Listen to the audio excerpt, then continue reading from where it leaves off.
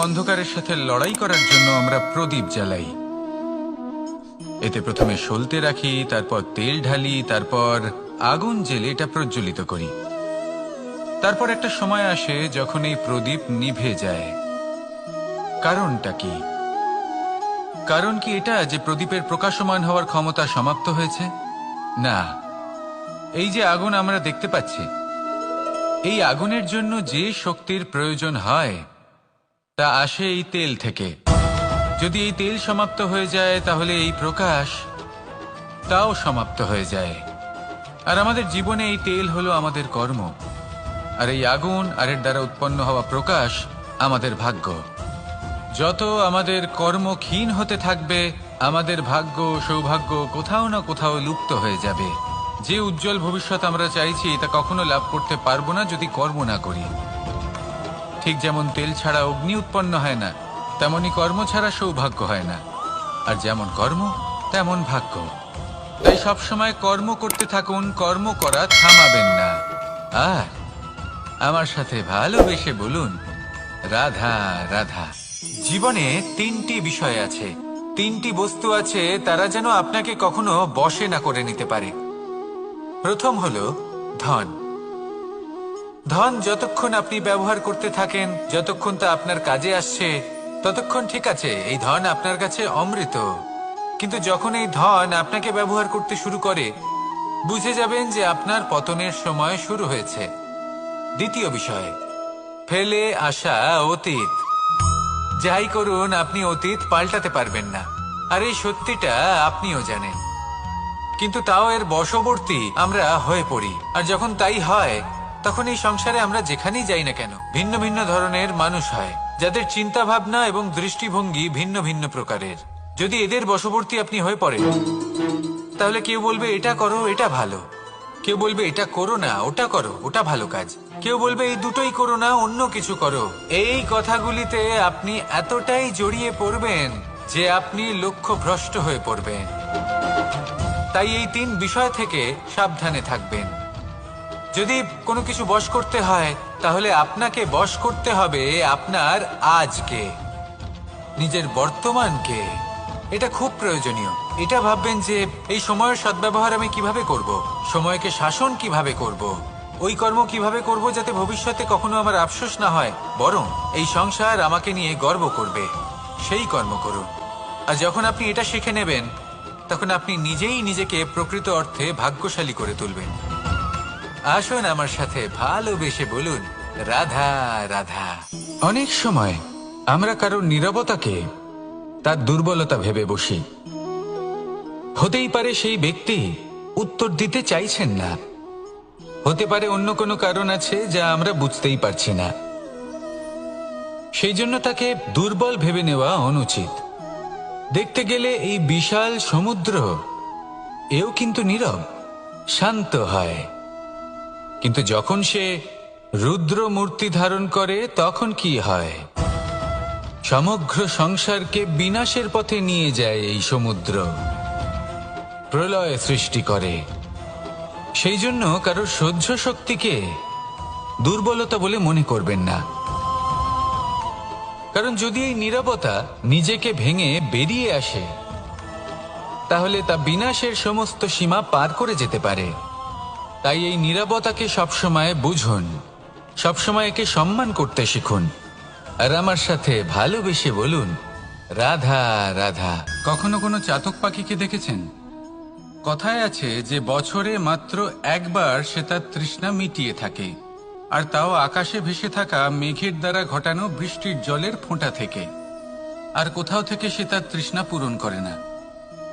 সারা বছর সে নিদারুণ গরম সহ্য করে, তীব্র শীতও সহ্য করে, শুধু এই আশা নিয়ে যে বছরে একবার অন্তত সেই মেঘের ঘন ঘটা হবে, বৃষ্টি হবে।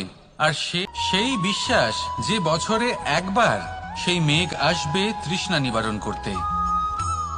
যেমন দেখুন, একটা সূর্যমুখী ফুল সারা রাত অন্ধকারের সাথে যুদ্ধ করে, কারণ তার বিশ্বাস যে ভোরবেলায় সূর্য তাকে অবশ্যই দর্শন দেবেন।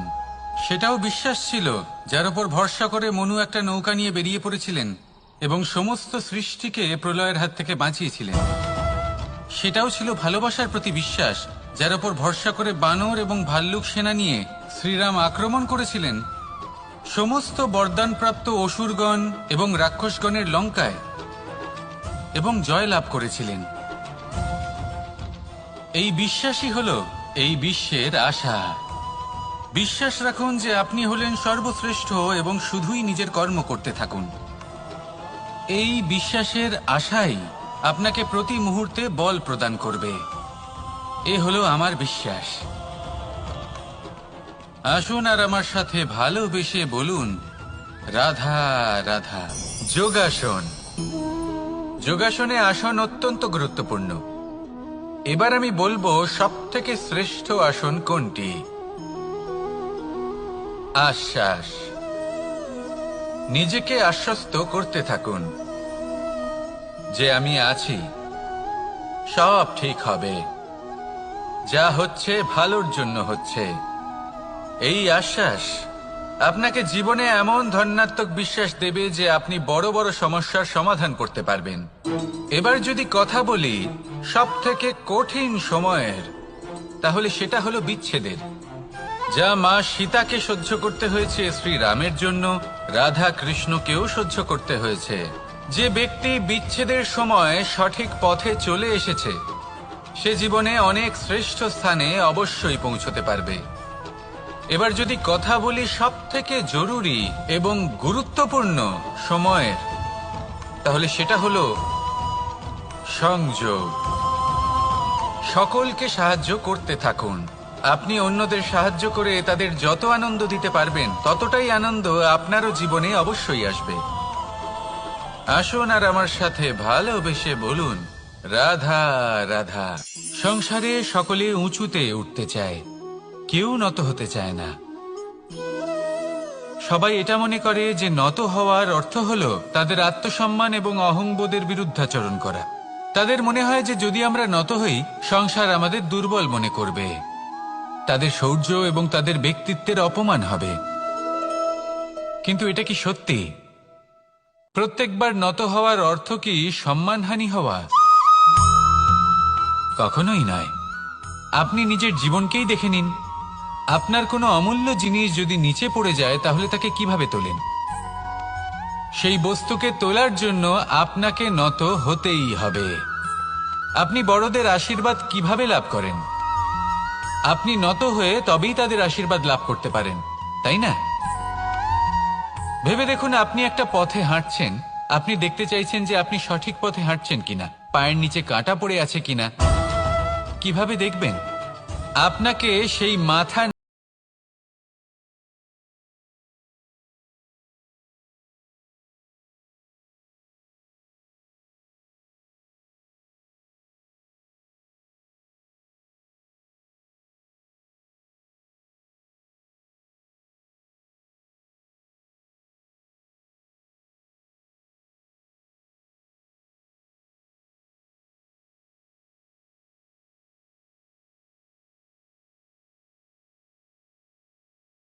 প্রয়োজনীয়, কিন্তু তা যেন কখনো অহংকারে পরিণত না হয়।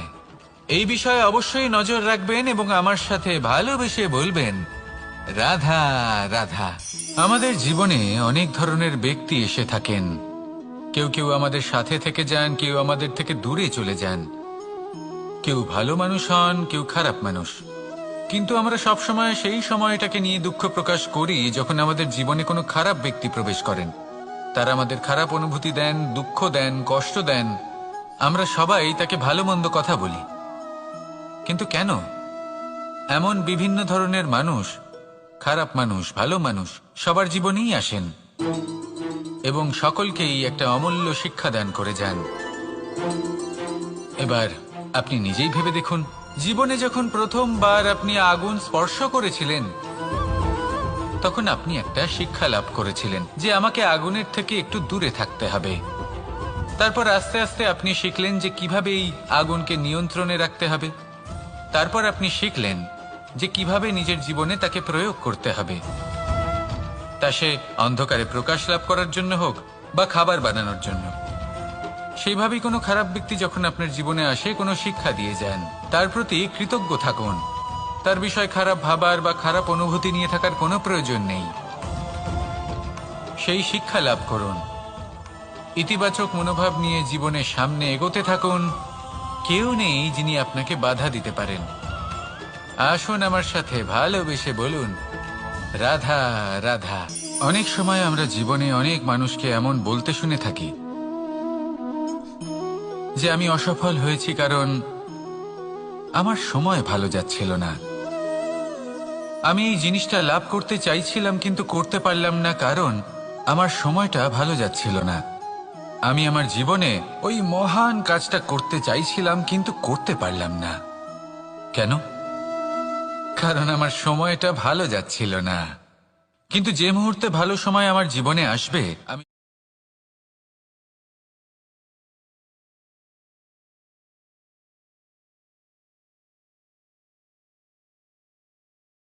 একজন মালিকে দেখুন, সে প্রত্যেক দিন গাছের সেবা করে, তাকে জল দেয়, তার যত্ন আত্তি করে। কেন? প্রত্যেক দিন সেই গাছ ফল দেয় না। সঠিক সময় এলে তবেই সেই গাছ ফল দেয়, কিন্তু প্রত্যেক দিন মালি তার সেবা করে, তাকে যত্ন করে। শুধুমাত্র তখন করে না যখন সেই গাছ ফল দিতে সক্ষম।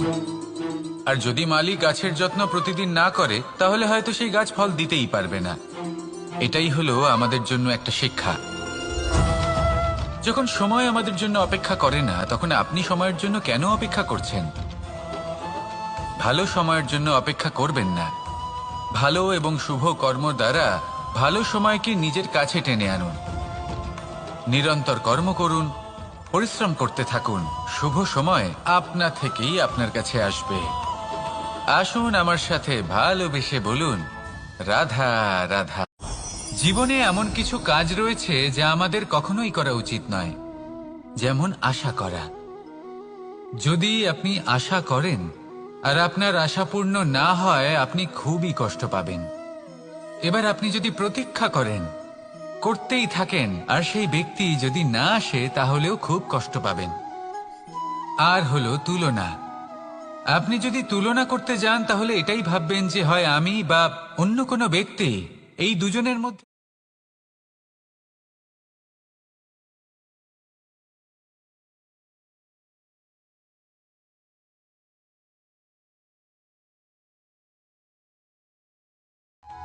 এই পরীক্ষা সবসময় আমাদের আরো সফল করে তোলে, আরো শ্রেষ্ঠ করে তোলে, আরো উৎকৃষ্ট করে তোলে।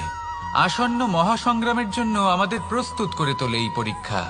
তাই এই পরীক্ষার থেকে কখনোই পালাবেন না, এর সম্মুখীন হন। আর হলো কর্ম। কর্ম করা কখনোই বন্ধ করবেন না। তুলনা করার বদলে কর্ম করুন, প্রতীক্ষা করার বদলে কর্ম করুন, আর আশা করার বদলে কর্মই করুন। জীবন সফল হয়ে যাবে। দেখুন, সবার শেষে সত্যি বলতে এই কর্ম আর এই পরীক্ষা, এই দুই আমাদের জীবনকে সুখী করে তুলতে পারে। আসুন আর আমার সাথে ভালোবেসে বলুন, রাধা রাধা। মানুষ তার জীবনে শিক্ষা এবং প্রেম, এই দুই লাভ করে তার মাতা, পিতা এবং গুরুর কাছ থেকে। কিন্তু মানুষ সবথেকে বেশি ভালোবাসে নিজের মাতাকে, কারণ মাতা খুব নির্মল চিত্তে ভালোবাসে, শান্ত মনে আমাদের অন্তরে শক্তির সঞ্চার করে থাকেন, আমাদের উৎসাহ দেন, বলশালী করে তোলেন।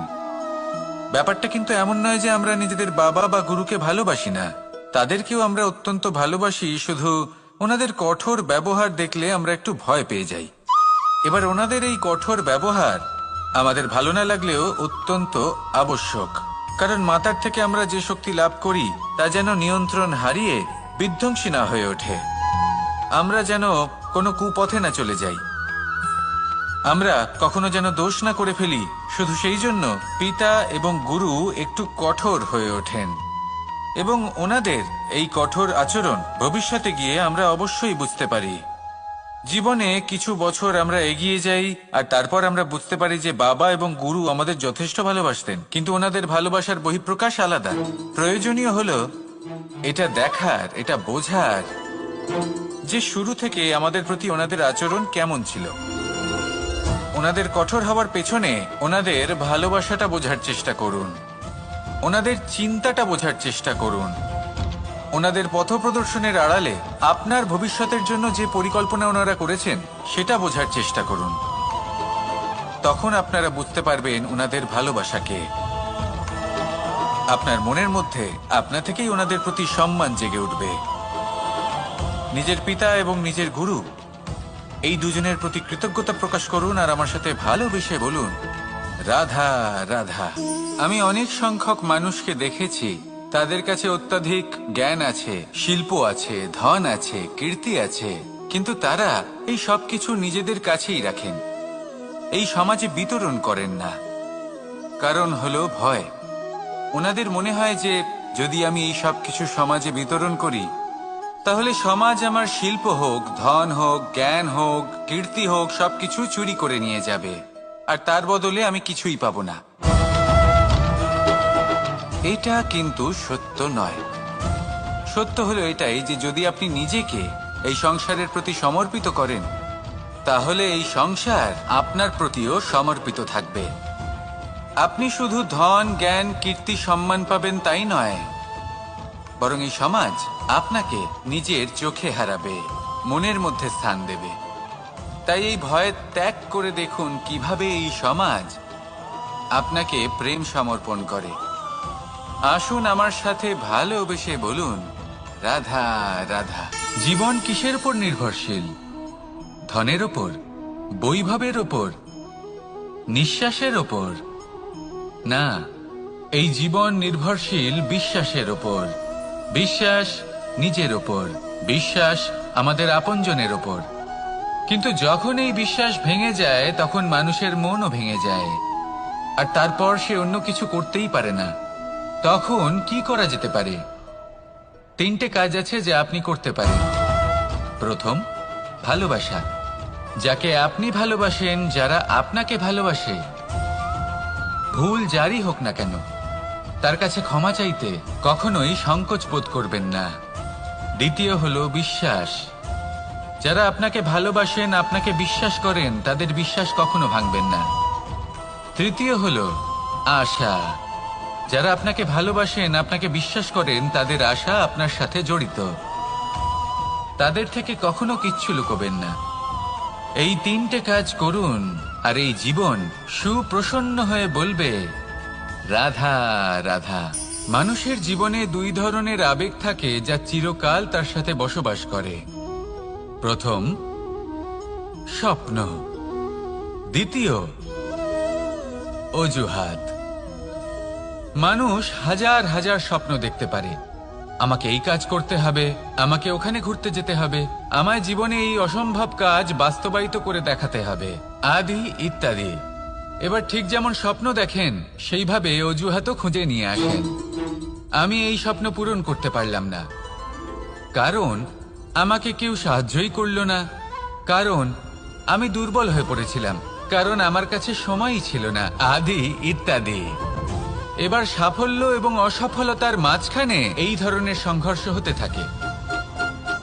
সাফল্য তখন লাভ করা সম্ভব যখন আপনার স্বপ্ন আপনার অজুহাতের থেকে অনেক বড় হয়, আর অসফলতা তখন পাবেন যখন আপনার অজুহাত আপনার স্বপ্নের থেকে অনেক বড় হয়। আপনি যদি সাফল্য লাভ করতে চান তাহলে চেষ্টা করতে থাকুন, পরিশ্রম করুন। যদি অসফল হন তাহলে ভয়ভীত হওয়ার কোনো প্রয়োজন নেই। নিজের ভুল বুঝুন, তাকে শুধরে নিন, আবার চেষ্টা করুন। কিন্তু যদি নিজের জীবনে অজুহাত নিয়ে আসেন তখন স্বপ্ন কখনো পূরণ হবে না। আসুন আমার সাথে ভালোবেসে বলুন, রাধা রাধা। ভয়ের সাথে আমরা সবাই পরিচিত, কষ্টও আমরা সবাই পেয়েছি।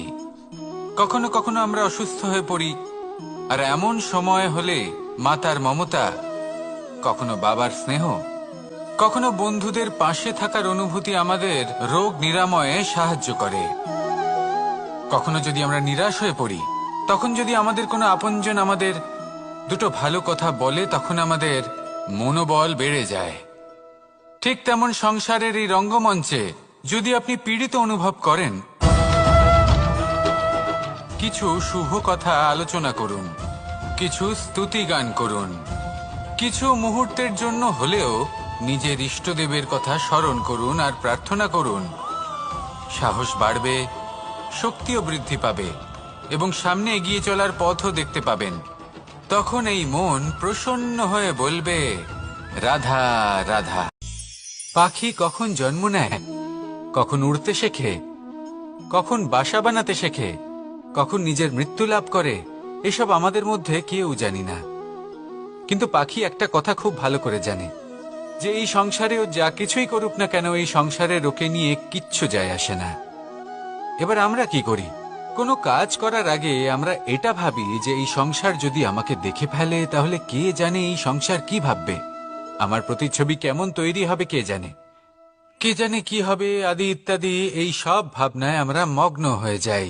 কিছুটা এমন ভাবে মগ্ন হই যে বর্তমানের কর্মের এই জীবনের যাত্রাপথে সেই সময়ের আনন্দ উপভোগ করতে ভুলে যাই। এবার দেখুন একটা পাখি কি করে, ওর কর্ম হলো গান গেয়ে চলা। ওই পাখি গেয়ে চলে, কেউ ওর গান শুনুক বা না শুনুক, কেউ আদৌ শুনছে কিনা সেই বিষয়টা নিয়ে সেই পাখির কিছুই যায় আসে না। সেই পাখি নিজের কর্ম করতে থাকে। হয়তো সেই জন্যই আপনি কখনো কোনো পাখিকে কাঁদতে দেখবেন না। এরকমই আপনাকে নিজেকে গড়ে তুলতে হবে। প্রথমে নিজেকে জিজ্ঞেস করুন, এই যে কর্ম আমি করতে চলেছি সেটা কি উচিত?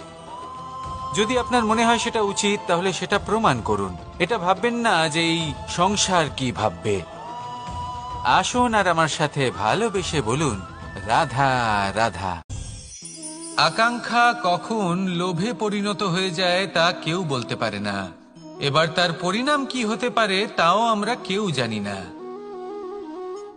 আজ আমি আপনাকে বলছি, কোনো ব্যক্তি সবথেকে বেশি ক্ষতির সম্মুখীন তখনই হয় যখন সে এটা মনে করে যে সে সবথেকে বেশি সুরক্ষিত স্থানে রয়েছে। সে ভাবে যে সে সেখানে সুরক্ষিত রয়েছে। সে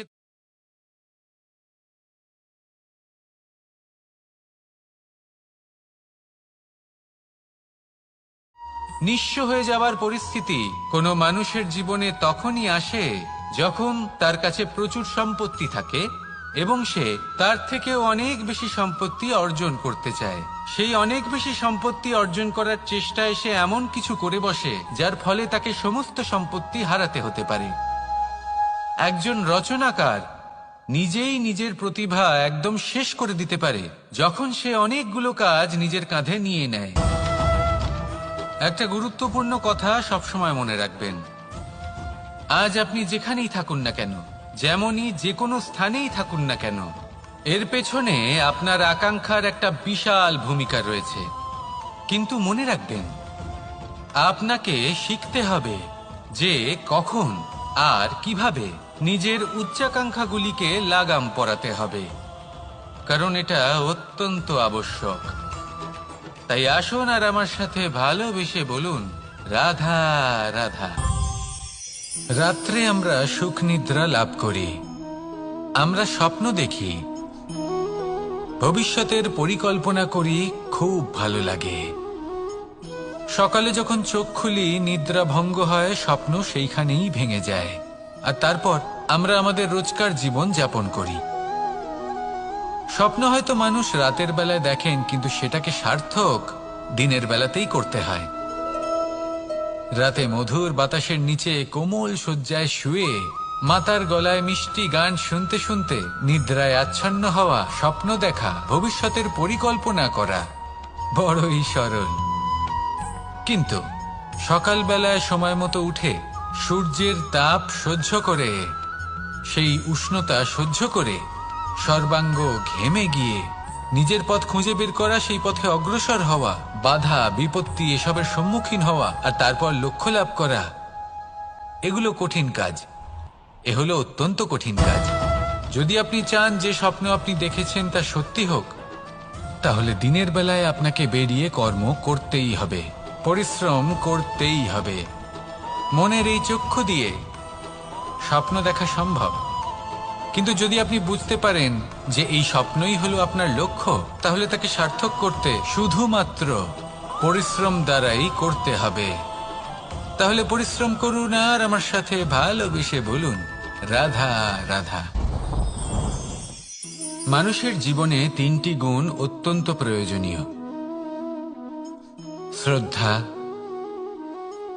বিনম্রতা, যোগ্যতা। যদি জ্ঞান লাভ করতে চান তাহলে শ্রদ্ধার প্রয়োজন, যদি মান লাভ করতে চান তাহলে স্বভাবে বিনম্র হওয়া প্রয়োজন, আর যদি মনোবাঞ্ছিত স্থান লাভ করতে চান তাহলে যোগ্যতার প্রয়োজন। বিষয়টা সহজ। শ্রদ্ধা আপনাকে জ্ঞান দেবে, নম্রতা আপনাকে মান, আর যোগ্যতা উচিত স্থান দেবে। কিন্তু যদি আপনি এই তিনটি গুণ সম্মিলিত করেন তাহলে এমন কিছু লাভ করবেন যা এই সব কিছুর থেকে অনেক ঊর্ধ্বে: সম্মান। আর এ হলো সেই সম্মান যা প্রত্যেক মানুষের নিজের জীবনে লাভ করতে চেষ্টা করা উচিত।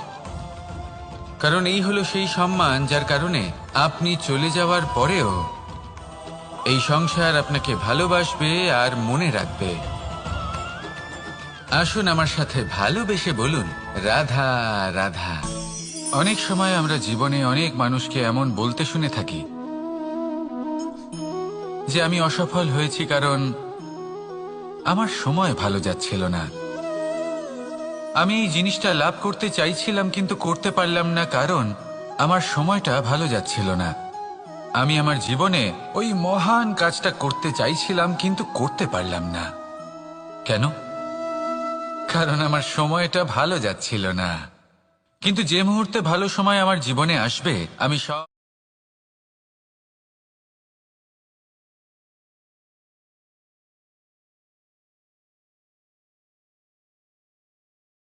একজন মালিকে দেখুন, সে প্রত্যেক দিন গাছের সেবা করে, তাকে জল দেয়, তার যত্ন আত্তি করে।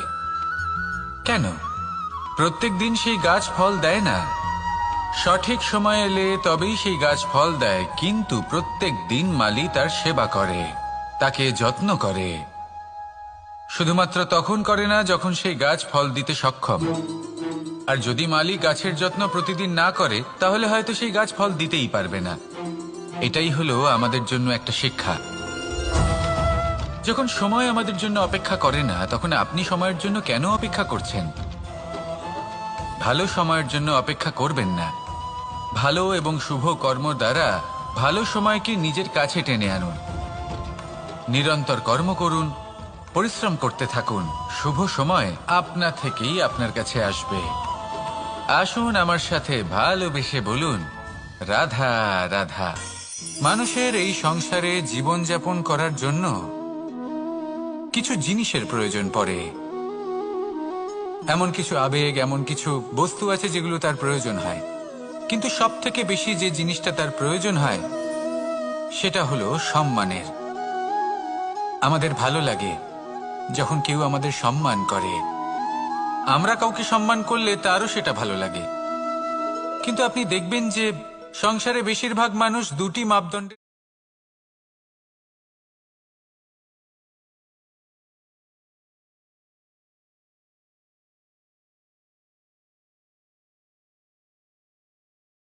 এটা আবশ্যক নয় কারোর বয়স যদি বেশি হয় তার বুদ্ধিও ততটাই বেশি হবে। আবশ্যক এটাও নয় যে কোনো ব্যক্তি যদি অত্যন্ত ধনী হন বা তার মনও নির্মল হবে বা তিনি সৎকর্ম করবেন বা এমন কোনো কর্ম করবেন যাতে উনি সম্মান লাভ করতে পারেন। হতে পারে উনি ধনী কিন্তু দুশ্চরিত্র। সেই জন্য বয়স বা উপার্জন দেখে কোনো ব্যক্তিকে সম্মান করবেন না। কর্ম দেখুন। যদি গভীরভাবে ভেবে দেখেন তাহলে দেখবেন যদি কোনো মানুষ কোনো সৎকর্ম করেন তাহলে তার প্রতি হৃদয় থেকে সম্মান জাগ্রত হয়। এটাই হলো সেই সম্মান যা অর্জন করতে হবে। বয়স আজ আছে, কাল আরো বৃদ্ধি পাবে। উপার্জন আজ আছে, কাল সেটা কমে যেতেও পারে। কিন্তু যদি আপনি নিরন্তর শুভকর্ম করতে থাকেন তাহলে আপনি মৃত্যুর পরেও অমর হয়ে থাকবেন। আসুন আমার সাথে ভালোবেসে বলুন, রাধা রাধা। পাপ এবং পুণ্য, এই দুই হলো সংসারের এমন দুই বিন্দু যাকে কেন্দ্র করে এই সংসারের চক্র ঘুরতে থাকে। আমরা যদি কোনো কর্ম বিচার করি হয় পুণ্য নয় পাপের দৃষ্টিভঙ্গি দিয়ে, এটা হয় পুণ্য না হলে পাপ। কিন্তু এই পাপ এবং পুণ্য এই দুই নির্ভর করে প্রত্যেক মানুষের ওপর, তার চিন্তাধারা, তার পরিস্থিতির ওপর। ধরুন এমন একজন মানুষ যিনি অনেক দিন ধরে বনে পথ হারিয়েছেন, অনেক দিন হয়তো উনি কোনো খাবার খাননি। এবার এমন পরিস্থিতি চলে এসছে যে এবার যদি উনি খাবার না খান তাহলে হয়তো জীবিতই থাকবেন না। আর এমন অবস্থায় ওনার সামনে যদি কোনো প্রাণী আসে তাহলে তাকে শিকার করা, এটা কিন্তু তার কাছে পাপ নয়, এটা তো জীবিত থাকার একমাত্র উপায়, এটা তার কাছে পুণ্য সম। আর যদি আমি এমন একজন ব্যক্তির কথা বলি যিনি সরল, যিনি একটি সুখী, শান্ত, সুরক্ষিত জীবনযাপন করছেন, তার কাছে কিন্তু এটা পাপ। এইরকমই এই সংসারে ভিন্ন ভিন্ন পরিভাষা আছে পাপ এবং পুণ্যের।